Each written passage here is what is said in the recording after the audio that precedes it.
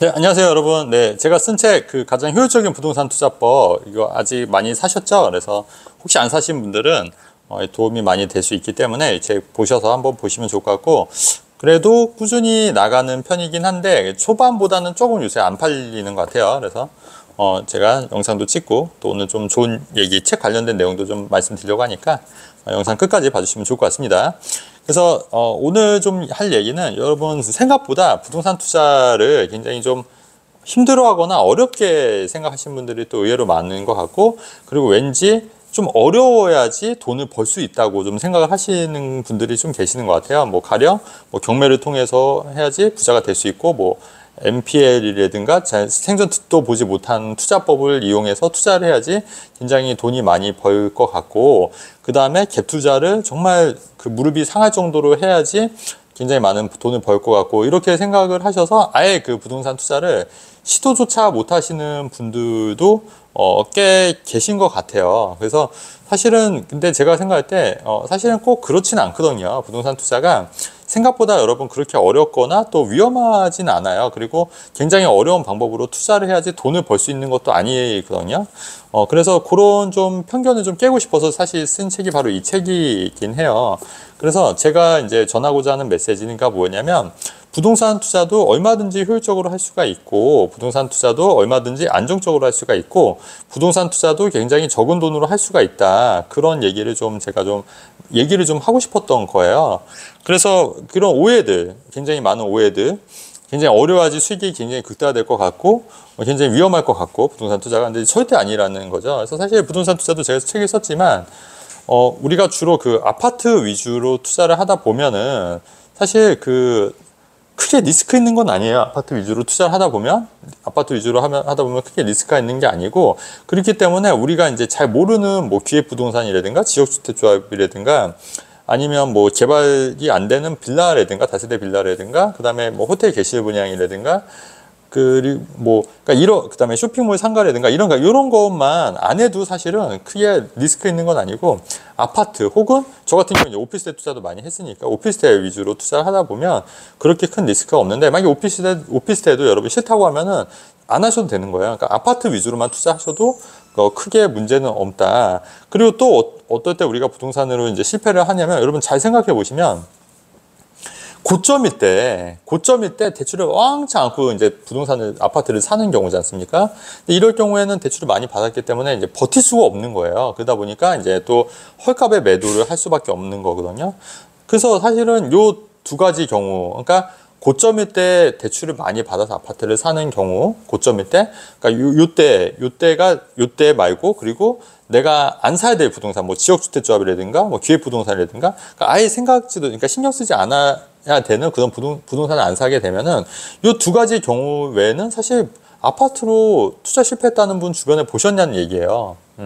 너무 무리하게만 투자하지 않고, 그리고 세금 관계를 적절히 이용하면은 사실 이렇게 아파트 위주로 투자했을 경우에 그렇게 큰 리스크는 존재하지 않는다. 그리고 오히려 경매로 낙찰 한번 받기 굉장히 힘들지만, 이렇게 이제 아파트 내가 실거주를 만족하면서 또 2년마다 비과세를 해서 또 세금 혜택도 받으면서 하게 되면은 사실 자산 증식에 굉장히 유리하다는 말씀을 좀 드리고 싶어서 제가 이제 이 책을 냈고, 실제로 여러분 그 비과세 측면에서도 말씀을 드리면은, 우리가 이제 일반 금융상품 같은 경우에는 15.4%라는 이자소득세를 떼지 않습니까? 그리고 금융소득이 연간 2천만 원이 넘어가면은 금융소득 종합과세에 또 해당이 되는 건데, 부동산은 한 2년만 내가 보유 혹은 거주를 했을 경우에 1주택 같은 경우에 이게 10여까지 비과세가 되는 거예요.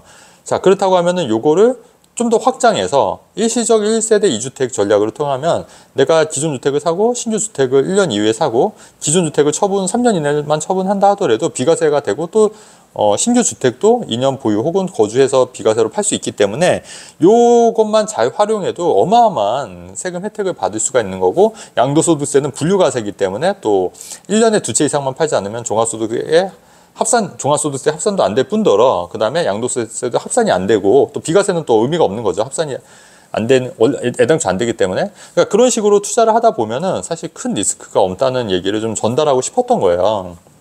근데 제 얘기를 잘 들어보시면 제 얘기가 이제 맞고, 그러니까 오래 꾸준히 제 얘기를 들으시는 분들은 공감하고 이해하고 제가 하는 얘기를 100%다 이제 이해하실 텐데, 근데 이제 문제는 뭐냐면 처음 들으시는 분들은, 처음 제 영상을 보시거나 처음 들으시는 분들은 제가 무슨 소리를 하는 거냐, 이게 진짜 맞냐, 내가 알기론 그렇게 쉽게 돈 버는 게 어딨냐, 쉽게 돈 버는 게 어딨냐, 뭐 굉장히 노력을 많이 하고 해야지 돈을 버는 게 맞지, 너처럼 이렇게 쉽게 돈을 버는 게 말이 되냐고 생각하실 수도 있어요, 물론. 예. 근데 이제 제가 말씀드리고 싶은 건 뭐냐면, 기본 원리만 이해하고 원칙을 이해하고 그거를 이제 꾸준히 욕심 안 내고 꾸준히 적용하다 보면은 이게 이제 굉장히 쉬워 보이는 방법이지만 사실 이거를 실천하기는 또 굉장히 어렵다는 부분인 거예요. 왜냐면 하다 보면 사람이 굉장히 많이 또 욕심이 생기거든요. 하다 보면 더 욕심이 생겨서 좀 무리한 투자를 계속 하게 되는 거고, 또 하다 보면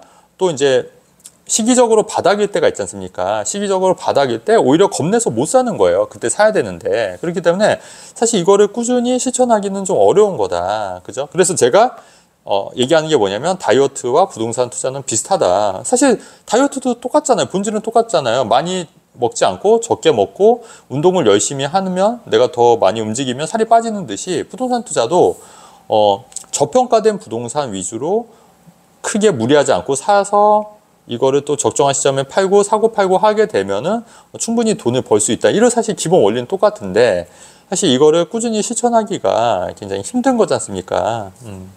우리 다이어트를 꾸준히 실천하기 어렵듯이, 그래서 부동산 투자가 어렵게 생각하는 거예요. 하지만 이런 기본 원리와 원칙을 이해하고 그거를 내가 꾸준히 실천할 수 있도록 노력을 한다고 하면은 최소 1, 2년, 그 효과가 1, 2년은 당장 보이지 않겠지만 뭐 3년, 5년, 이렇게 10년 이렇게 누적돼서 보게 되면은 이게 복리 효과로 자산이 엄청나게 불어나 있을 거다. 우리가 다이어트도 당장 내가 운동을 더 많이 하고 밥을 좀 적게 먹고 식단 조절하고 하게 되면은 그게 시간이 흐르면 당연히 이게 눈에 띄게 보이잖아요.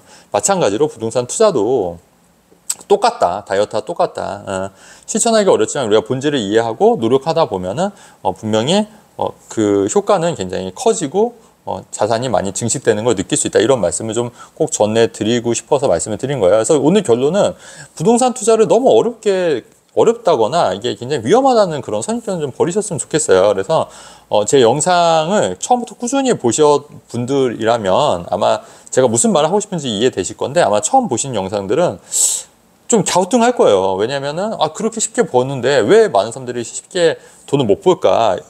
하지만 또 돌이켜보면 또 이게 부동산 투자로 꾸준히 잘 버시는 분들도 본인 주변에만 없을 뿐이지 또 저희 주변에 굉장히 많거든요. 그런 분들도. 그래서 그런 분들도 굉장히 많고, 또 우리가 부동산 투자를 통해서 자산 증식 효과도 있지만 또 세상을 바라보는 다양한 또 안목도 생길 수 있는 거기 때문에 저는 부동산 투자는 하루빨리 하셔야 된다. 이런 말씀을 좀 꼭 전해드리고 싶습니다. 그래서 제가 오늘 하고 싶은 얘기가 사실 이 책에 다 나와 있는 내용이에요. 그래서 제가 이거를 말로 풀자면 굉장히 오랜 시간이 걸리지만 이 책에서 제가 좀 정리를 해놨기 때문에 책 안 보신 분들은 꼭 한번 보셔서 제가 과연 무슨 얘기를 하고 싶은지 좀 이해를 좀 해주시면 좋겠다는 생각을 합니다. 예, 영상 여기까지 하고 내용이 좋으면 좋아요와 구독하기 누르면 좋겠습니다, 여러분. 예, 또 다음에 뵙겠습니다, 여러분. 감사합니다.